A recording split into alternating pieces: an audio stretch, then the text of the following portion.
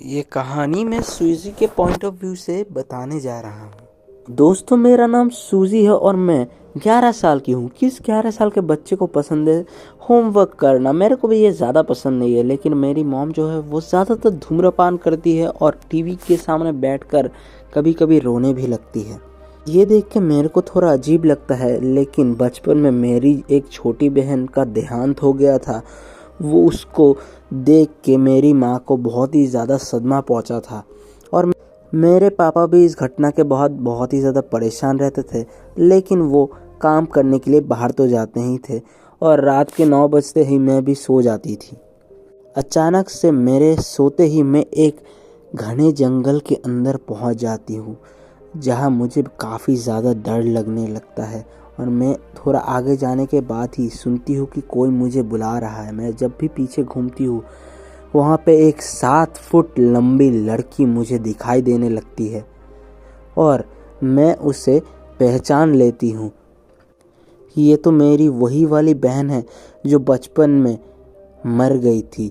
मैं उसको जाके गले लगा लेती हूँ और वो मुझे कहती है, चलो मैं तुम्हें कॉफ़ी खिलाती हूँ। ये बोलने के बाद वो बहुत ही अजीब तरीके से हंसने लगती है, लेकिन मुझे उससे डर नहीं लगता और मैं उसका हाथ पकड़ के उसके साथ अंदर की तरफ चले जाती हूँ, जंगल की तरफ। उसकी हंसी और भी ज़्यादा खतरनाक हो जाती है और उसके आँखों में भी लाल लाल धब्बे आ जाते हैं और उसका शरीर बहुत ही ज़्यादा गंध करने लगता है, एक लाश की तरह।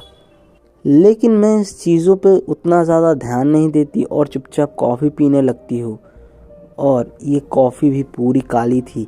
और फिर मेरी बहन मेरे तरफ देखती है और उसकी दांत बाहर आने लगती हैं, उसकी आंखें लाल हो जाती हैं और काले धब्बे भी पड़ जाते हैं और उसके बाल पूरे ख़राब हो जाते हैं। फिर वो मुझे देख के बोलती है कि आज तुम जिस जगह पे हो उस जगह पे तो मुझे होना चाहिए था, मेरी जगह तुम्हें मर जाना चाहिए था। ये बोल के वो बोलती है कि अब तुम्हें मरना ही होगा और मैं तुम्हारी जगह ले लूँगी।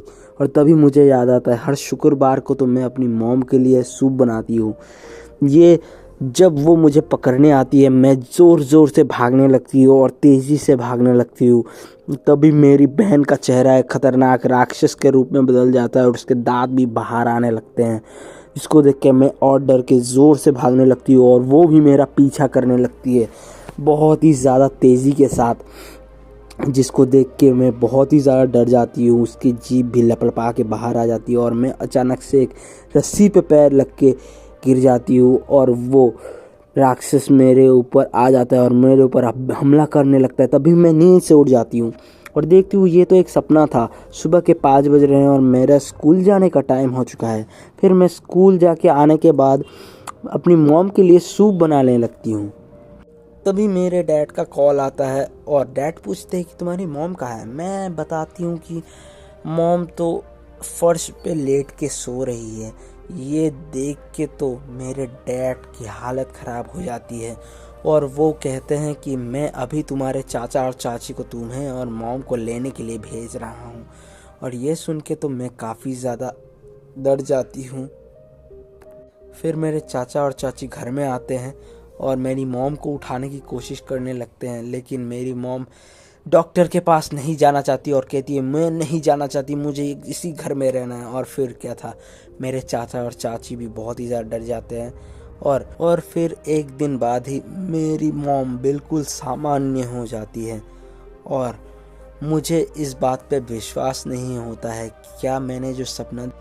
ये कहानी मैं ऋत्विक के पॉइंट ऑफ व्यू से बताने जा रहा हूँ। दोस्तों, मेरा नाम ऋत्विक है और मैं एक बारटेंडर हूँ और मैं रातों को बारों में काम करता हूँ और यहाँ पे बहुत ही अजीबोगरीब लोग आते ही रहते हैं। एक ऐसा ही दिन था जब 2 लंबे चौड़े आदमी बार में आके फिर से तमाशा कर रहे थे और दूसरे लोगों को भी परेशान कर रहे थे। मैंने जाके पूछा कि आपको क्या चाहिए। फिर उन्होंने मेरी तरफ घूर के देखा और चुपचाप यहाँ से निकल जाने के लिए कहा। फिर मैंने पूछा, आपकी हरकतों से सभी लोग परेशान हो रहे हैं, थोड़ा शांति से बैठिए। फिर ये दोनों दो लड़कियों के पास जाके उनसे बदतमीज़ी करने लगे। तो मैंने भी बता दिया कि आप इन दोनों लड़कियों को क्या जानते हो। फिर लड़कियों ने कहा नहीं, ये हमें परेशान कर रहे हैं। और फिर मैंने ज़ोर आवाज़ में इनको बाहर निकलने के लिए कह दिया, जिसको सुनकर वो दोनों काफ़ी ज़्यादा गुस्से में आ गए और उनकी आंखें लाल होने लगी। फिर वो दोनों वहाँ से निकलने लगे और मेरे को भी थोड़ा डर लगने लगा था। फिर ऐसे ही कस्टमर आते रहे और रात होती गई। और जब लास्ट में वो दोनों लड़कियां जाने वाली थी, उन्होंने हमें मुझे थैंक यू किया और मेरा नंबर भी ले लिया, जिसको देख के मुझे काफ़ी ज़्यादा अच्छा लगने लगा। और फिर मैं अपना काम करके घर के लिए निकल गया। फिर मैं रोड से जा ही रहा था, तभी मेरे को एक गली के मोड़ पे कुछ आवाज़ें सुनाई दी और मैं वहाँ पे देखने के लिए आया। तो मैंने देखा कि वो दो लड़के एक लड़की को परेशान कर रहे हैं और लड़की ने उसके सामने ही मुझसे मदद मांगने के बारे में सोचा। और वो लड़के ने जब भी मुझे देखा तो मेरे ऊपर झपटने के लिए आगे आने लगे और मेरे को भी काफ़ी ज़्यादा डर लगने लगा था अब, और मेरे हाथ पैर भी कांपने लगे थे। तभी उनमें से एक लड़का आया और मेरे तरफ आके मारने ही वाला था कि उससे पहले मैंने उसे एक मुक्का जड़ दिया। तभी दूसरे लड़के ने मेरे ऊपर झपट्टा मार के मेरे साथ कुश्ती करना चालू कर दिया और मुझे मारने लगा। तभी उसने 2-3 मुक्के मुझे मारे और फिर क्या था दोस्तों, मैंने भी उसे एक ज़ोरदार मुक्का मार दिया और फिर वो चुपचाप लेट गया। और मैंने उस लड़की को लेके जल्दी से वहाँ से भागने का सोचा और अपने घर आ गया और उस लड़की को बोला कि अब तुम सेफ हो, अब तुम फिक्र मत करो। ऐसा बोल के मैं उसे सांत्वना दे रहा था और उसको अलग कमरे में ले जाके सुला दिया और मैं बाहर आके काउच में सो गया। अगले दिन मैंने उस लड़की के पापा को कॉल किया और उसके पापा उसको लेने के लिए आ गए और लड़की रो रो के मुझे शुक्रिया अदा कर रही थी उस दिन के बारे में। लेकिन फिर मैंने देखा टीवी पे अगले ही दिन न्यूज़ आ रही थी कि ये दोनों बहुत ही ज़्यादा खतरनाक क्रिमिनल्स हैं। ये कहानी मैं ऋषि के पॉइंट ऑफ व्यू से बताने जा रहा हूँ। दोस्तों, मेरा नाम ऋषि है और मैं एक दिन जब अपने कमरे में सो रहा होता हूँ तभी मुझे लगता है कि खिड़की के बाहर कोई मेरे ऊपर बंदूक ताने खड़ा है। फिर मैं बेहोश हो जाके गिर जाता हूँ और तभी मेरे पापा मेरे कमरे में आते हैं। तब वो देखते हैं कि बाहर तो कोई भी नहीं है और इसे एक बुरा सपना मानकर वो चले जाते हैं। इस पेड़ पे मुझे एक गोली भी लगी हुई मिलती है और एक नोट भी, और यू इसमें लिखा होता है कि यू। और फिर मैं अगले ही दिन फिर से सोता हूँ और फिर से वही सब होता है, लेकिन इस बार बंदूक से गोली चलती है और शीशा टूट जाता है। और तभी मेरे पापा पुलिस को फ़ोन करते हैं और देखते हैं कि मेरे दीवार के सामने एक गोली लगी हुई पड़ी है और दीवार के वहाँ पे भी लिखा होता है नोट में विल। फिर अगले ही दिन जब मैं सोता हूँ फिर से और एक घटना होती है। इस बार लिखा होता है उस दीवार पे बी।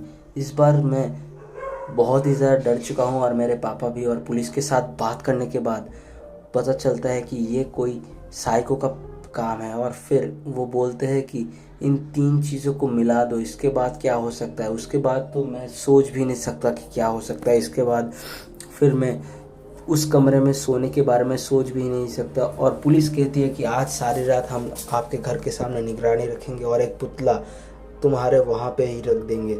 और अगले ही रात को गोली चलने की बहुत ही ज़ोर से आवाज़ आती है। इस बार मैं उठ भी नहीं पाता और चुपचाप बैठा रहता हूँ। तभी वहाँ पे पुलिस की बहुत सारी गाड़ियाँ आ जाती हैं मेरे घर के सामने, और जब वो आदमी सरेंडर नहीं करता और पुलिस के ऊपर गोली चलाता है तब पुलिस उसे देखते ही गोली से मार देती है। और उसके हाथ में एक चिट होती है जिसमें लिखा होता है शूट। उस दिन के बाद से मुझे अपने उस कमरे में सोने में बहुत ही ज़्यादा डर लगता है, इसीलिए मैं उस कमरे में कभी भी नहीं सोता। और अगर मैं असल में इस जगह पे सोया होता तो मेरे साथ क्या होता ये तो आप सबको पता चल ही चुका होगा। उस दिन से मैं ठीक से सो नहीं पाता हूँ।